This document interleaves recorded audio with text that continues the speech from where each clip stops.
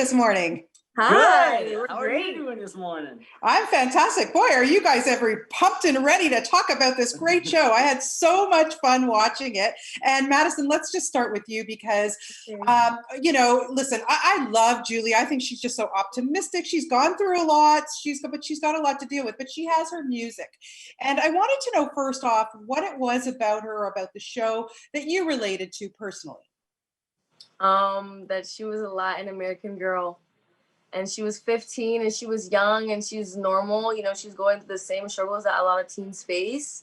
And even though she was going through this time where she can like see ghosts, and there's like kind of this magical touch, she stayed very grounded. It wasn't like all this stuff happened and now she's just like, she doesn't feel those emotions anymore, and she's just constantly happy.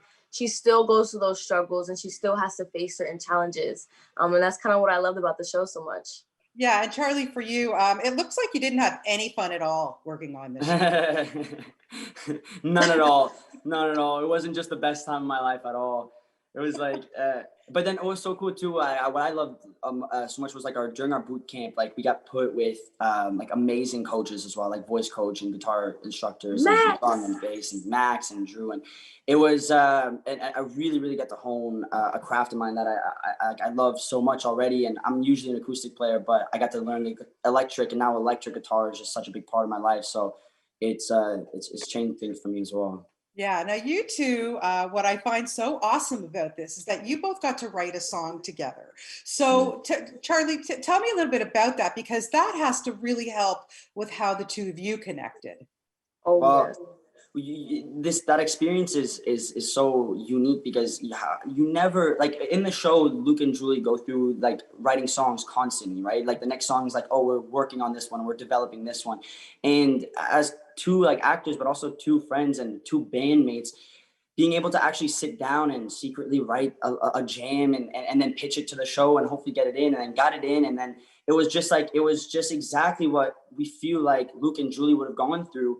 And so it was exceptional, and we wouldn't have been able to do it without this boot camp. We got to, because the idea developed while we were sitting there during our boot camp, and then we had the time to let it grow and to create it the way we wanted to create it, and then throw it at them. And so it was something.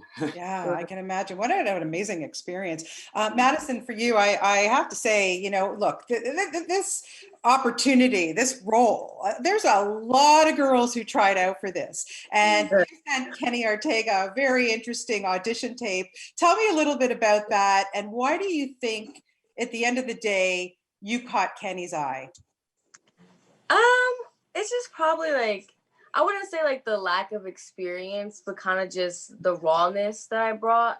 Any person could play Julie, but if you don't have that kind of relatability of just being kind of normal instead of acting like a normal person, that's where it kind of starts to shift. Whenever I was acting as Julie, I felt more as I was just being myself while saying, the lines that she would say, because, she's more me than herself, though there are certain traits that she has that are kind of different from me. It was probably just, the relatability and how much I could actually connect to the character and how much I was her. And I was very grateful that he got to see that, because that was my biggest fear going into this, was the lack of experience that I had. And I was worried that, they're probably going to take someone who has that experience, who's, gone through that a little bit more, who can kind of be more reliant on or more dependent on, because they know that how the stuff works and stuff. But because he, I guess, saw that I did it, I guess that was one of the things. Addie took it like a champ. She seeing like exactly her being thrown into something so big and not having that experience. Like, I mean, that's kind of scary, but she never showed an ounce of fear. She stood her ground. She was just like a best friend from day one and to everybody on set. So I gotta, Maddie was crazy. Cool. Oh, you're gonna make me tear up. Oh, you guys are so sweet, I have to say. Now, Charlie, you get to do, some of those dance numbers. I love this. I don't want to give away too much for people who haven't seen the show yet, but in that club with Cheyenne Jackson, oh my God. And then having Kenny Ortega, choreograph and be there by, like, what was that like? well, it was so.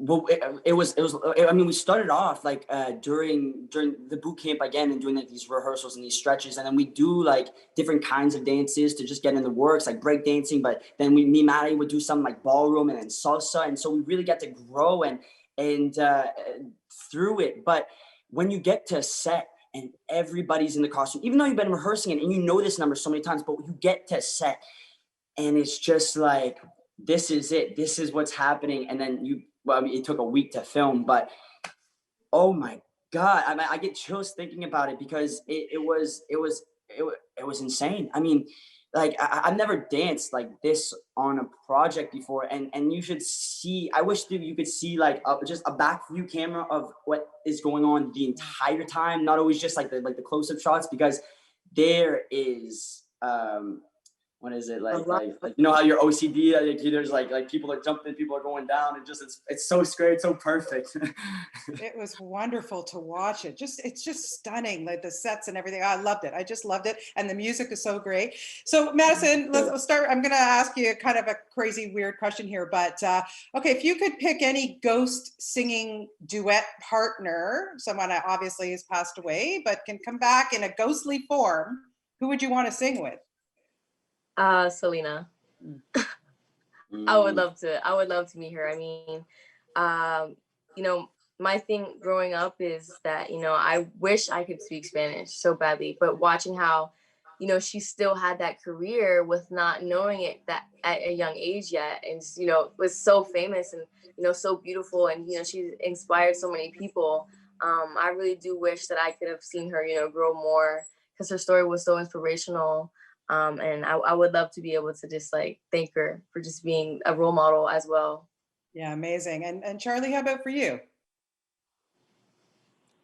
There's so many people. I think Elvis. I think Elvis would be. I'd like to meet like an Elvis, like when he like was when he was knocking on the studio door and like, can we please record this? And the guy was like, not yet, all this kind of stuff. I'd love to meet that Elvis and just kind of pick his brain about stuff. Yeah. Oh, wow. So cool. That would be an amazing. Oh, yeah. There's just so many amazing, talented people that sadly we have lost, but their music will live on forever. Forever. Yeah, absolutely. Now, I want to ask you, Madison, quickly, why do you think, because, you know, obviously the Phantoms are all ghosts, but why do you think that Julie and Charlie connected, even though must have been so frustrating because they cannot touch? Right? Even if they wanted to hug each other, they can't. Right. But why do you think there was that connection there? Well, you know, Julie saw Luke for, you know, who he stood by and who he wanted to be known as, you know, for his passion for music, you know, his understanding of his relationship with his mom. She saw herself in him with how that was going and how he just wished that he could see her, you know, say those things to him, to her, just as she wished about her own mother. Mm-hmm. So they kind of had this unspoken relationship that was just kind of known between the two. And it was very deep because, you know, with Luke not being a ghost and her still kind of wanting to kind of pursue that relationship between the two of them means a lot. It's just that whole, you know, it's not what's on the outside, but it's what's in the inside, you know, it's what your heart is and how you put yourself out there, something that, you know, I enjoy in a person as well. So I could understand as to why she still cares about Luke so much, even if he's not human, you know, just caring about him because of, you know, how connected they are. Yeah. And so Charlie, if let's fingers crossed that this goes into a season 2, where would you like to see Juke go? Well, what's so cool is like they're best friends, especially at the end. Like, you know, they become this really cool like little duo, and like you know, and so I want what the fans want 100%.